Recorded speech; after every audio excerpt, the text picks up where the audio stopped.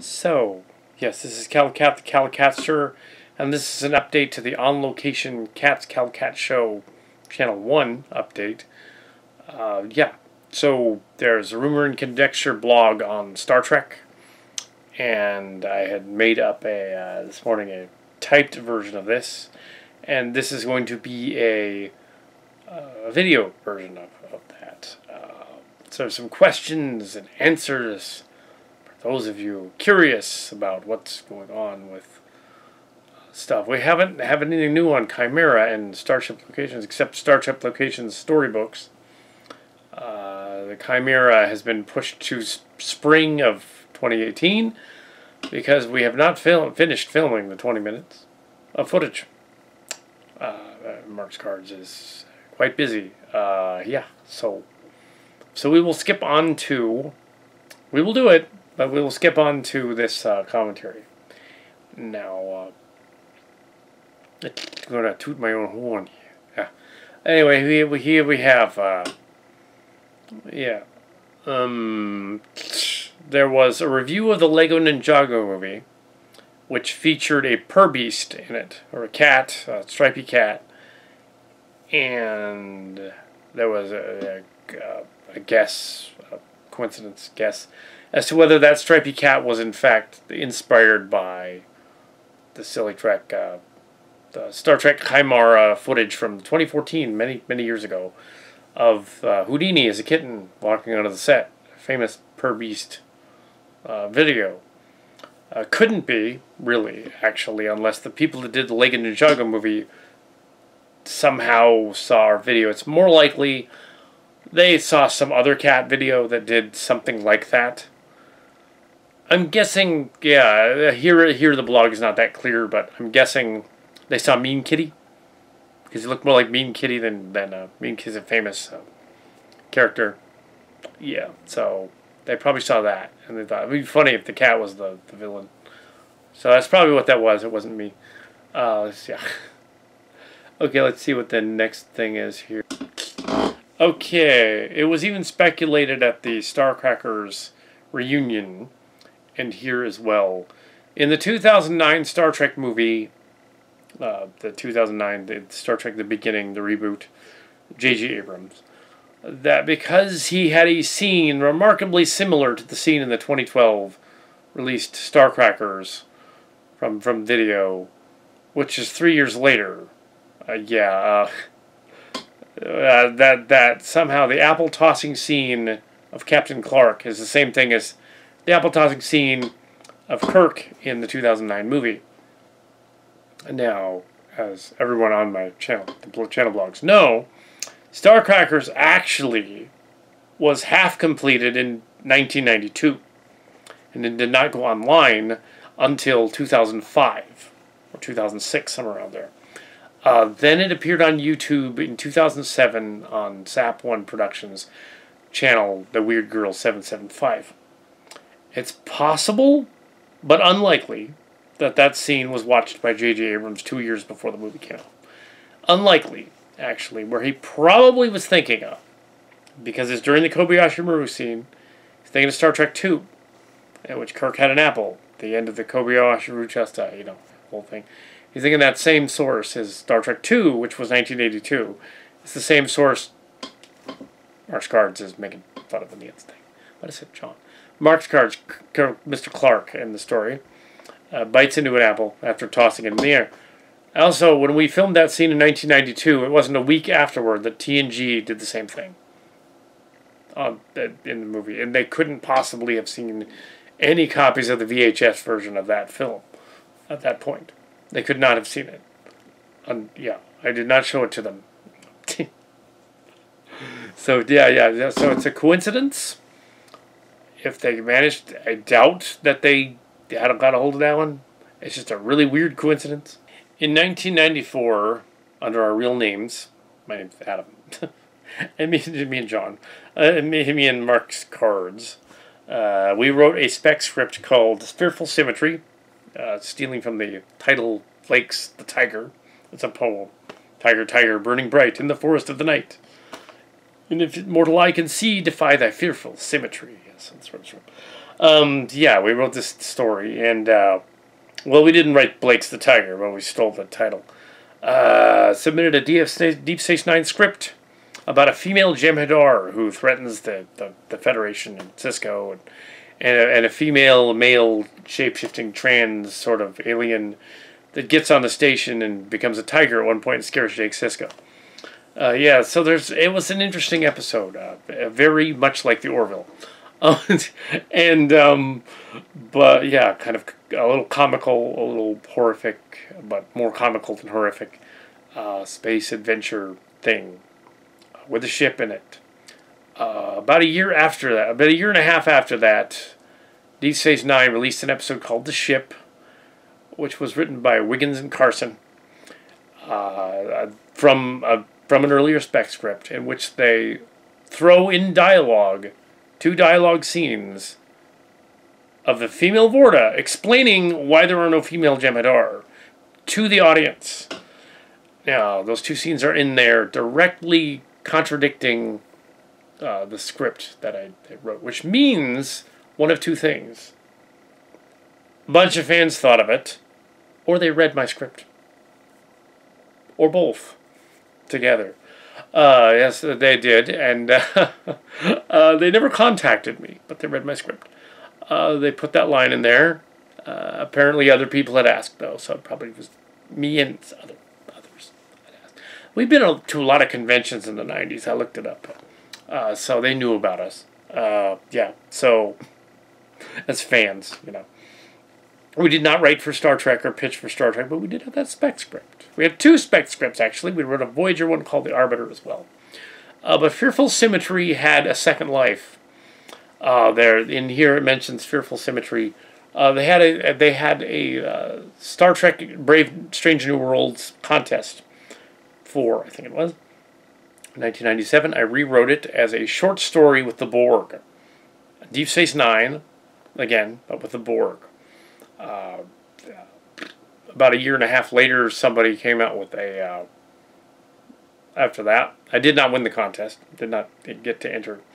But the story was not rejected. The story on that is that they used it. They used the title later on pocketbooks, and that's why you cannot find Fearful Symmetry online, because pocketbooks didn't like that. So yeah, wasn't Paramount and CBS. It was Pocket. So we took it down.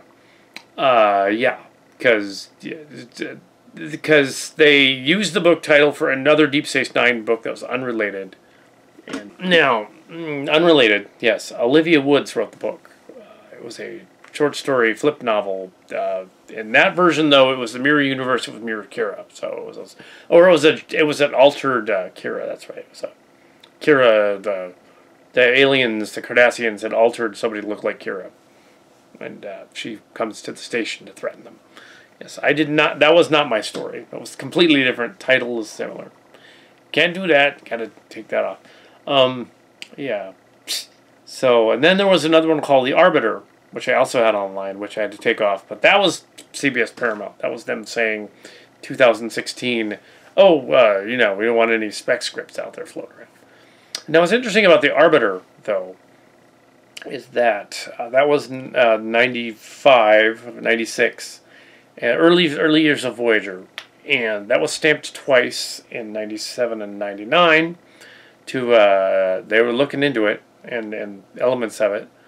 The aliens had a warp conduit thing they were using, similar to the Hirogen later on. I did not think of the Hirogen. Someone else did, but this other conduit thing, which is kind of I was just borrowing the transwarp corridor actually. I figured they have that, right? They can use that. And the aliens had like an argument between each other, the Arbiter. And so, yeah, it was a Star Trek spec script, and because it had been stamped twice, take that down. So it did. Yeah, so a lot of our spec scripts are not online because, yeah. Okay, there's an episode, there's a magazine called Star Trek Communicator. There was a magazine, sort of a fan-oriented magazine, I was in that. I got to be in Star Trek Communicator because I'd written The Strange New Worlds and I'd written those two scripts. And I got to do a editorial in that magazine. It was the one with Kess on the cover and she came back as a bad guy. What's that one? The Fury one. I did not write the Kess episode. I'm saying that was on the cover of the fanzine. That was cool. I got to be on the fanzine. I got to write about basically a year late, a year and a half late on the 30th anniversary of Star Trek's impact and that kind of thing. Kind of like now with the 40th anniversary being almost 41st and it's late. Yeah, so over 41st. But it's TNG's 30th anniversary, so cool, why not? Sure, I did get published in fanzine. So here we have, okay, on Trek Core as Chimera, 82405? Yeah, 82405. Kal Kat posts on there. Yeah, I'm on there. I'm on Trek Core. I've been on Trek Core since 2013, since Trek Web went under.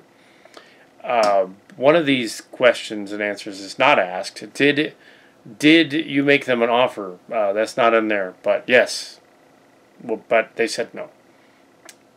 Yes, Kal Kat's blogs in 2013 on Trek Web, when Trek Web went under, was going under, offered to buy it.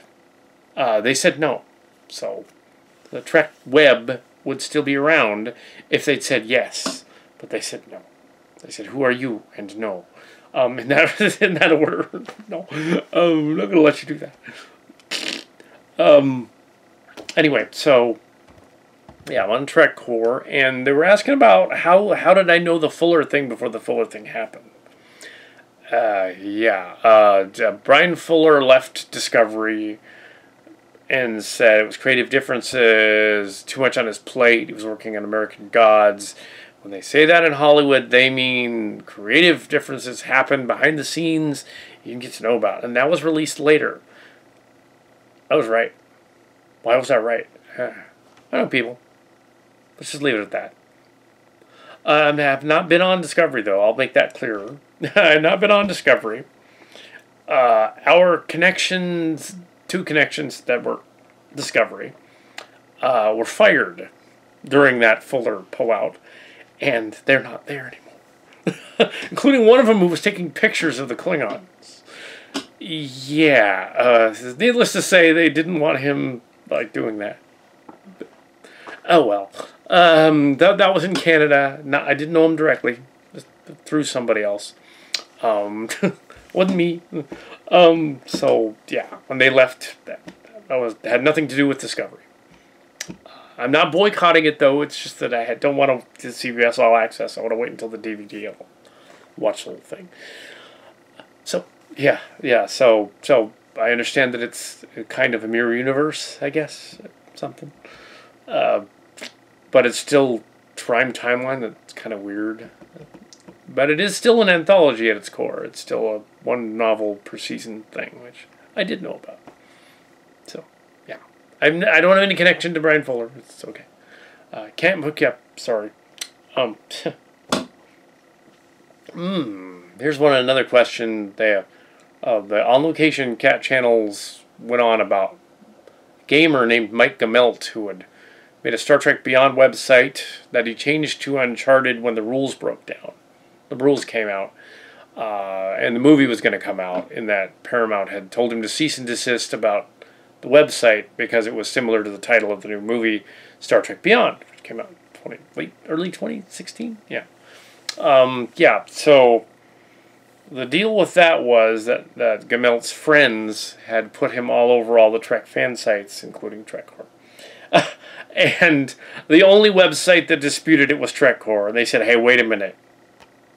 There are guidelines at Star Trek. They say fans can't submit. How did this guy submit to Star Trek? He couldn't have. So I did some detective work, and I went to the even though I'm not a detective, I'm a journalist.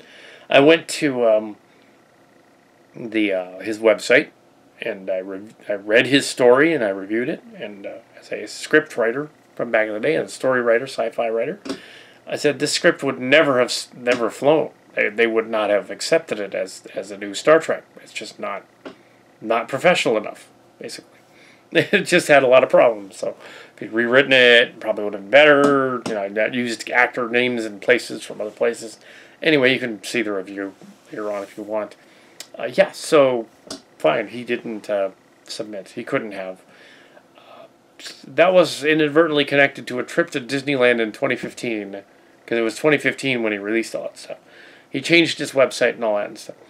And there was some speculation as to whether Chimera was making stuff up, whether he had gone to actually to pitch instead down to Paramount, and that's what they were doing at Disneyland, and they were just actually just like sour grapes and decided, you know, we're actually going to go there and do it ourselves. Well, actually, that's not what happened. You can go watch the Disney trip. There is commentary. It does say what exactly happened in the Disney trip. You can see it. And that did not happen. When we went to Disney, we got to see preview stuff, including about 10 minutes of The Good Dinosaur. We got to see preview-y stuff about Star Wars Episode 7 at the time. We got to see some of the sets and things they were building.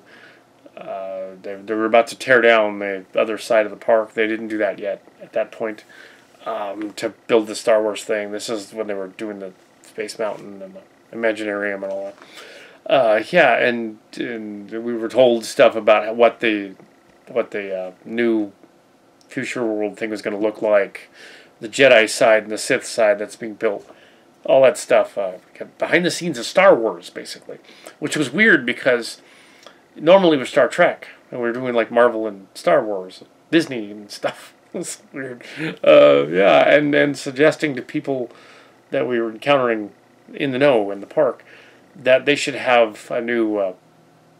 Their next thing should be a. They should just go there and have there be openly just trans characters, gay characters, a gay prince or something, or gay characters in the story just to do it, just because you know, why not? And they the other guy just walked away kind of flustered. I don't think he wanted to go. But then Finding Dory comes out, and there's the two sea lions, the two seals. They're clearly a couple. And no, that was already in production. That wasn't us. Anyway, so yeah, it isn't us anyway. I'm just saying that it would be nice if they were LGBT friendly. That's all I'm saying. Anyway, so here we have yeah. So it was Star Wars, not Star Trek. And no, we did not pitch to Paramount. We did pitch to some fanzine stuff. And Chimera is the Chimera movie, the Starship Locations thing, all that. Because we did. Could be out, but we're not ready yet to give you a product. An exciting, free thing about the Chimera. So we're not ready to release that. Several of the people bowed out of the project. So, yeah. Stuck doing it as movie reviews for a while. And as we get toward production, B-roll unit stuff on the movie. So yeah, we did not have any connection to Gamalt. We did not know whether he was lying or not, but we assumed he was because we read the guidelines. Before they put out the official guidelines, there was Paramount website guidelines that said, yes, no fan may submit anything to Star Trek. It will be thrown away and destroyed. Don't bother submitting to Star Trek. See, there had been and I'd been over this before, there had been a contest in the 90s that totally allowed fans to submit. And they got thousands of Mary Sue type stories, which are stories where the captain, the writer, saves the ship, so to speak. And mine were just a little less Mary Sue than some of the other ones, so they were on the top of the pile. That's all. No, and yeah, we did not end up getting in Star Trek, or we would be on Discovery right now. I didn't have Enterprise. Yeah, no, we didn't write for Enterprise. We tried to save Enterprise though. We were on the Save Enterprise campaign. It didn't work. Of course, some of that proceeds ended up being used instead for the Transtech parodies, followed by Chimera. And now here we have, yeah, the Chimera on Trek Corps had said that there was a April Fool's joke, which listed a female commander, first officer, on the new show. The new show was going to be called the Megaverse. And the new show was going to include a crazy male captain guy who could be a shapeshifter, a sort of bromie at one point, who was kind of gay, but kind of bi. It was going to have a female first officer who was going to be gay, really gay. She's going to have a lover who was an ensign. She's going to have a bunch of other bizarre, like, other people were going to be on the ship and that we made up, threw in a Teddy Ruxpin and some other stuff in there. Figured that wouldn't work. There's no Teddy Ruxpin. The April Fool's joke was relatively ignored, although some of those elements appeared to be present in Discovery. How? Great minds think alike. And think weird things alike. Actually, that April Fool's joke is more like the Orville, which we knew was in pre-production and in production in 2016 and early 2017, and Comic-Con we knew about the Orville, so or at least I did, and it was coming, and so yeah, we were not involved in production of the Orville at all. We just knew it was coming, yeah. So I don't have any. Although probably is there, like I said here, is a lot of the TNG people and Star Trek people from our generation that was involved in the contests and all that. They are writing for the Orville. We're just not. So that's where it's coming from. Some of those people that bowed out are probably writing for the Orville. But yeah. So there you go. Let's see. One of the questions on the thing is, why is the crash scene in Star Trek Beyond so similar to crash scenes in the Silly Track stories involving ships? Same movie they're ripping off. Star Trek 3 and then Generations. There's your answer. They're ripping off Star Trek. So, yeah. That's all it is. That's not such hard a question. Let's see what else. Speculated whether it's somehow involved in the Orville and just not saying. Oh, I wish. No, I'm not involved in the Orville. No, we're not involved in the new show. It is uncanny, though, that it's basically the adventures of Starcracker's Carrie and his wife. It's basically what it is. So it's like, okay. It would be basically Starcrackers now, if it was Starcracker. It would be Starcrackers 20 years after the original show, and it would be like Carrie and his ex-wife. It's basically Starcracker. Yeah, so whenever that comes out as stories, they'll be like, oh, you're copying the Orville's. No, ours is first by many years. In the 90s. It's just now coming out. And no, the guy's name was not Mercer, it was Carrie. Somebody asked whether this is a Q&A kind of thing. Somebody asked whether CBS or Paramount have contacted us about the guidelines restrictions and whether we had anything to do with the guideline restrictions, and ergo, were we then flagged or blocked from putting up certain Star Trek things that we had to put up or take down? Yes and no. When we did some reviews of Discovery, we were flagged by CBS, but not by Paramount. CBS. The spec script pocketbooks did not like that. Yeah, but nothing was legal. It just said take it down. Okay. Yeah. So that's what we did. Yeah. So yeah, we can do Star Trek parodies just so they're labeled as parodies. Okay, a lot of this last part is asking a lot about the Channel Awesome crossover we did with Channel Awesome. And yes, the Fanime 2017 last summer. Awesome. Yes. Clarifying that yet again, what happened is Nostalgia Critic of Channel Awesome and Angry Video Game Nerd, incidentally. They were both there. We just didn't get any footage of Angry Video Game Nerd, but he was there. The Nostalgia Critic was on the Kal Kat show, basically. So the Kal Kat show was covering Fanime, and he was on the Kal Kat show. It's awesome as a guest. It's really, really cool. Yes, but we were not on Channel Awesome. He was on our show. So yes, so he was on the reviews channel, and that's why we can have his picture up on the wall. Yeah. So yeah. There were some fans asked about certain movies like the Dragon Ball Evolution and the Little Pony and Kangaroo Jack and the reboot cartoon and Murasaki cartoons like a Studio Ghibli kind of stuff, like Castle in the Sky, Spirited Away, that kind of thing. Asking about Blade Runner, things like that. That you can watch. There's a couple of versions of the Fanime story out there from Fanime 2017. The Kal Kat one is filmed from a distance. I was way far away. There were like 4 or 5 other people with better cameras or closer up.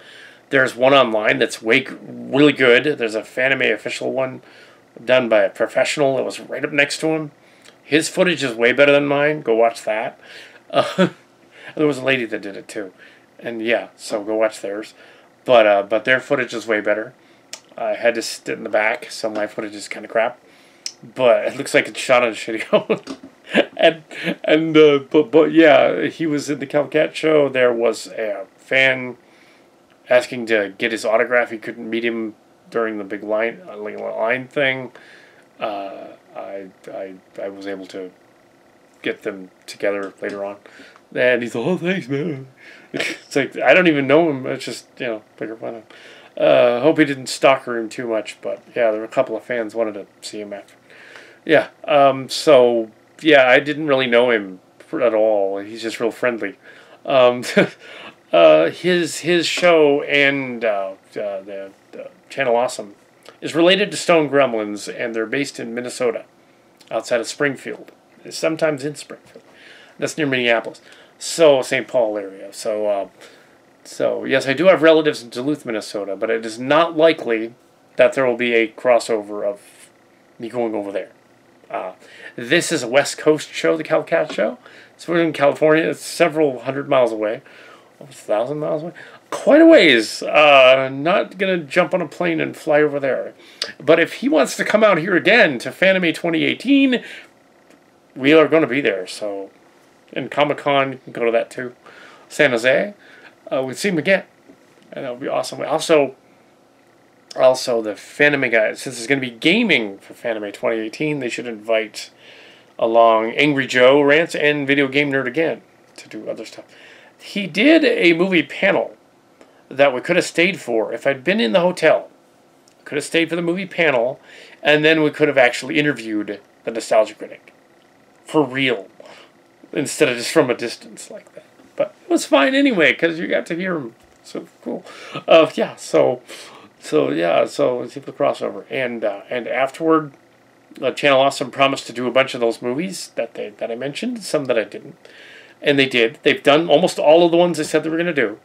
And I've done almost the ones that I said I was going to do when I saw them at the panel thing later. I said I was going to do Reboot. I did it. I said I was going to do a discussion on Blade Runner. I did it. And then the new one came out. I did one on that. And My Little Pony did that. And I also did Reboot. And there was a Spirited Away thing this Halloween season a couple of weeks ago. I went to that, and I actually reviewed a Studio Ghibli movie and wasn't flagged yet. No, there's no footage from it. But yeah, Studio Ghibli, it's the Disney version, so they didn't flag. Disney doesn't flag me. They like me. They don't like me if I use their songs. Yeah, that was a weird one too, because like the original Disneyland video did have the song footage from the park and the rides, and one of their subsidiary companies was UMG and Disneyland, and UMG Universal Music Group was using some of their songs in the park. Those songs were flagged. I contacted the Disney on the YouTube email thing. I said, "Can I use the ride music from the park?" Disney said yes. They don't know what UMG was doing. The Disney videos are up, so go watch them. It's like, they're Disney. They're bigger than you. Anyway, well, will you? Same question here. Will you do a Stone Gremlins crossover, since you do your reviews in a house like they do their reviews in a car? Well, we're basically ripping off. Yeah, it would be awesome. It would be awesome to do that. But yes, again, we're 1,000 miles from them. It's not going to happen anytime soon. Unless they do a movie review thing that crosses over with Kal Kat. Maybe they'll come to Fanime or one of the others, and then we'll see them there, and then it'll be like they're in our show. Yeah. Another thingy question, friends character question. Okay, the Starcrackers starred 4 guys. Tim Cantrell, Jim Buffett, the other Jim Ticon, Tim and Jim. Tim is the big blonde, big burly dude. Jim is the sort of the burly but skinnier dude, and the aggressive one. Yeah, and Tim has a kid that's probably about a year old at this point, or a little under a year old. So he's busy. But it would be cool to have another Tim thing at some point. We keep trying to arrange it. It never works. He has seen pictures of Houdini. Says he looks like his old cat, Darkstripe. But the cat. But Jim Ticon, recently, Jim Ticon said he has interest in seeing the latest Time Tunnel Super Toy Show, which is in December. Also, that might be a crossover, possibly, maybe, with the stories, who go to those sometimes. So we might see a crossover, Jim and the stories. We'll see. Hopefully, by February, we'll have a trailer for Chimera. It'd be cool, saying, coming next spring. Hopefully. But yes, not this Valentine's Day.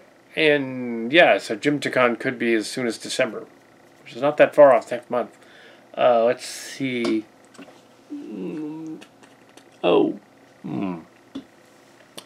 Will you do a Starcrackers reunion special? We did. Go on the channel for On Location Cat one, and yes, Jim and Tim were not available, but Mark's cards were there. We directed it, filmed it, starred in it. We were there. Also, I played several of my characters from the show that came back to be in it.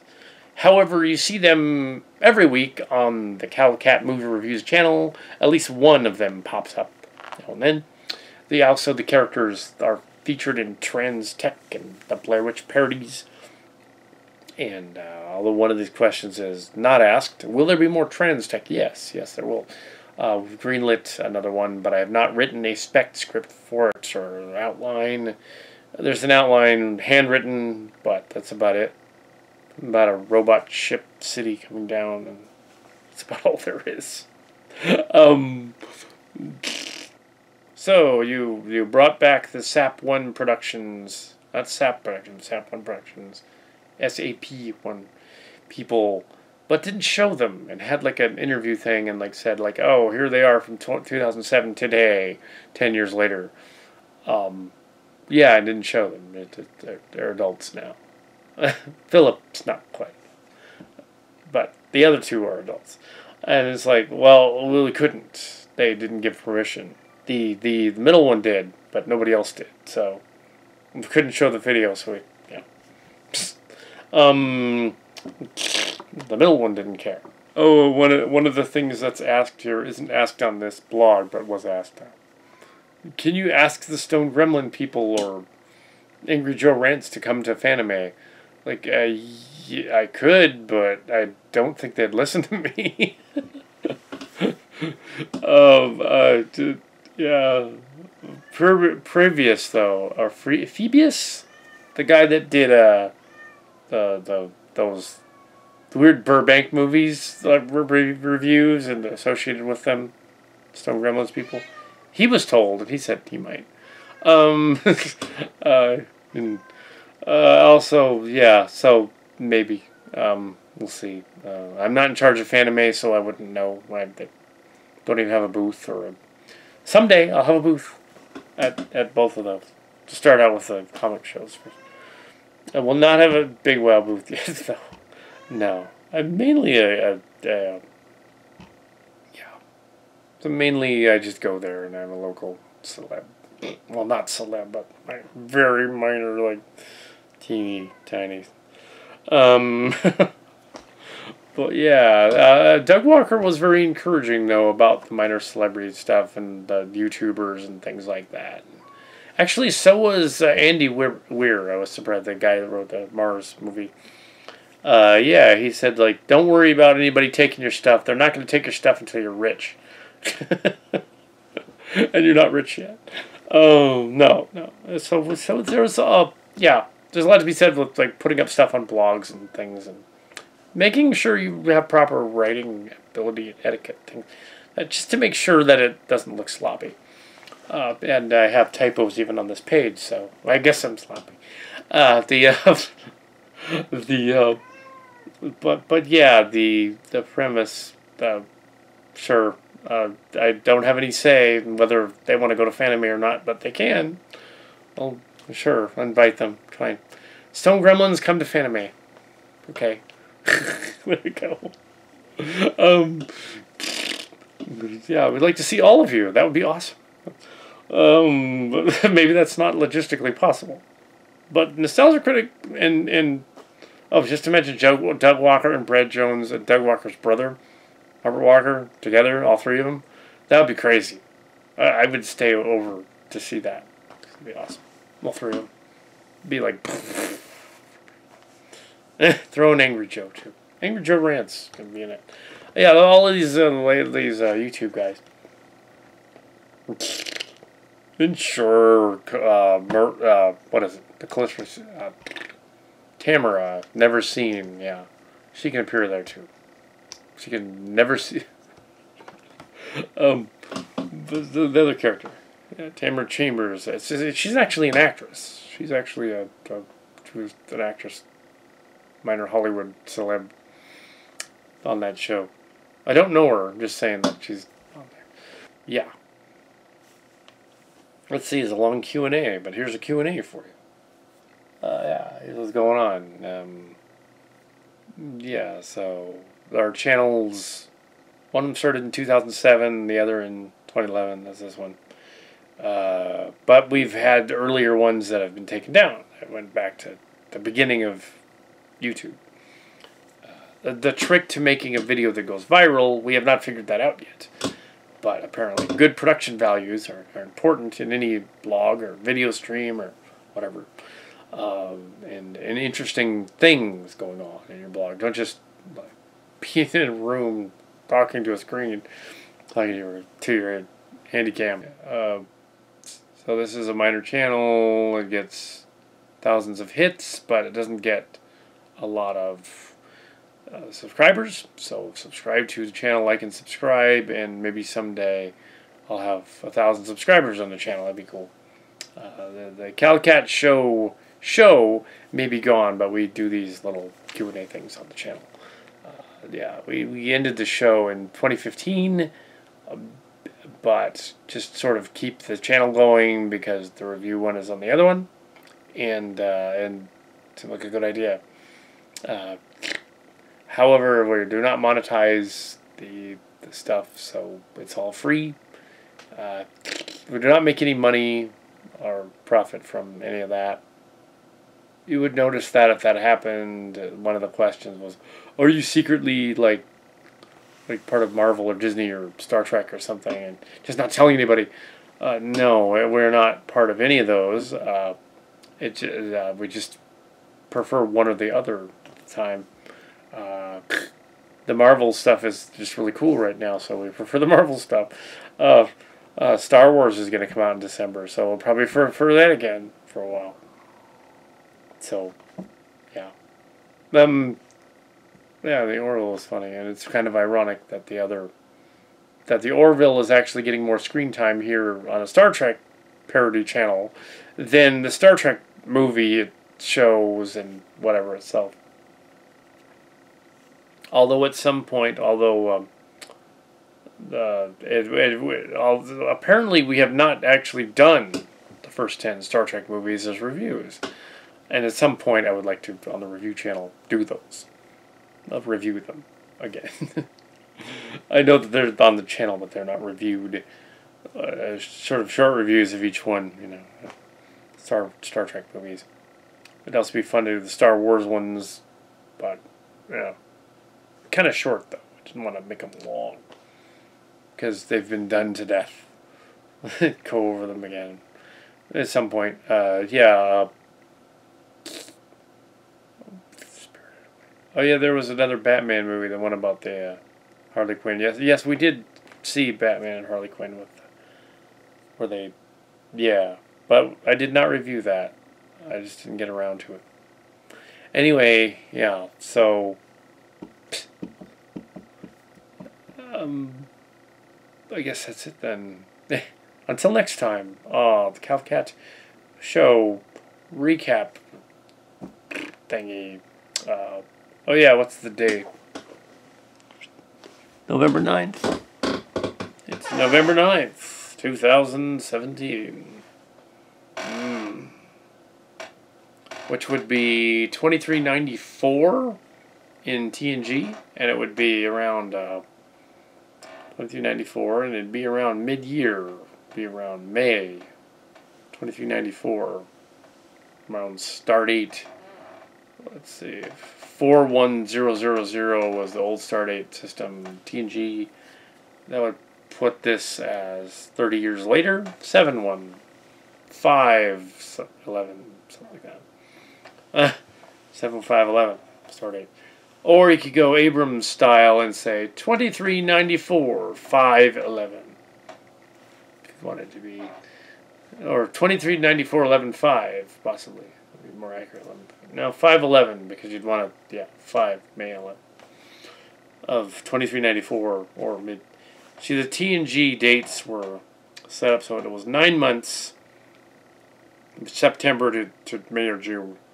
And when actually the Earth year was 12 months. So it's like, didn't count the summer. It was all, you're into the captain, and you're also into him. Well, not yet. They actually said that line in the episode of The Orville. It's like, oh my goodness. Mumbai. That was so curious. I was so curious nobody commented on that April Fool's joke from 2016. Oh my.